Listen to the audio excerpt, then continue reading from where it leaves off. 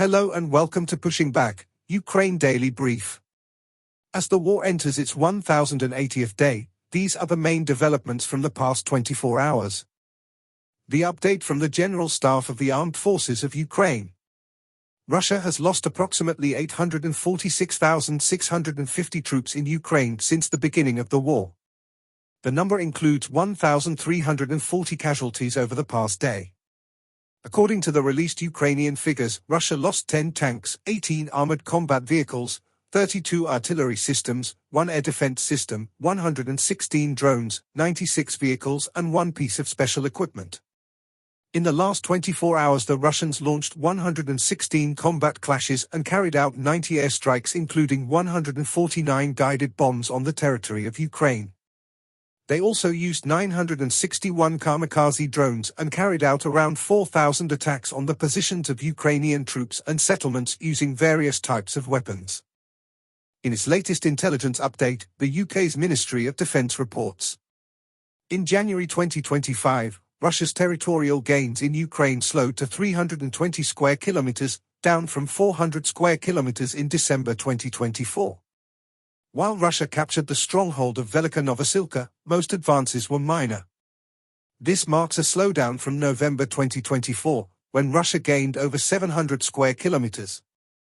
In Russia's Kursk Oblast, Russian forces made small gains, but North Korean units withdrew from the front, likely due to heavy losses and the need to rest and refit before redeploying.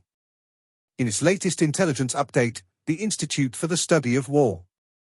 Ukrainian forces launched a new series of battalion-sized mechanized assaults in Kursk Oblast and advanced up to 5 kilometers behind Russian lines southeast of Sudzha, Kursk Oblast on February 6. Russian President Vladimir Putin praised elite Russian VDV and naval infantry formations defending Kursk Oblast on February 5, highlighting the fact that the Ukrainian incursion has pinned about a combined arms army's worth of Russian troops in Kursk Oblast since August 6, 2024. Ukrainian officials provided additional details about Ukraine's operation in Kursk Oblast in honor of the 6-month anniversary of the incursion. A Russian state-run poll suggests that the Russian public maintains a high level of support for the war in Ukraine despite mounting challenges. North Korea appears to be using its alliance with Russia to leverage the war in Ukraine as a testing ground to refine its missile technology and broader military capabilities. Ukrainian forces conducted a strike against an air base in Krasnodar Krai on the night of February 5 to 6 as a part of an ongoing strike campaign against Russian defense industrial enterprises and oil refineries.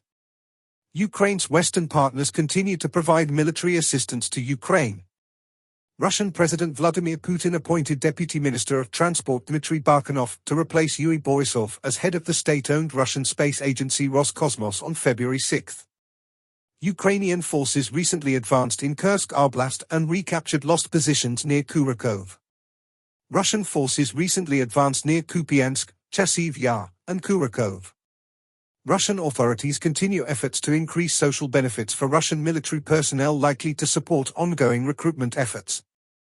In President Zelensky's nightly address, he spoke about 3 key areas. Firstly, Ukraine expands domestic arms production. President Zelensky emphasized the importance of increasing domestic arms production to ensure stable military supplies. Reports were presented on weapons contracts, with a focus on implementation and boosting Ukraine's self-sufficiency in defense manufacturing. Secondly, fighting intensifies in Kursk and Donetsk. Ukrainian forces continue their operations in Kursk, eliminating hundreds of Russian and North Korean soldiers. Zelensky highlighted the strategic impact of engaging Russian troops on their own territory, preventing reinforcements from reaching key battlefronts in Donetsk. Lastly, Ukraine advances drone warfare strategy. Zelensky met with commanders of unmanned units, stressing Ukraine's leadership in drone warfare. He pledged full state support for expanding drone production and deployment, calling it a crucial factor in countering Russian assaults and protecting Ukrainian forces. Thanks for following today's updates. Please don't forget to like and subscribe for more content. We'll return tomorrow with the latest news on the ongoing conflict.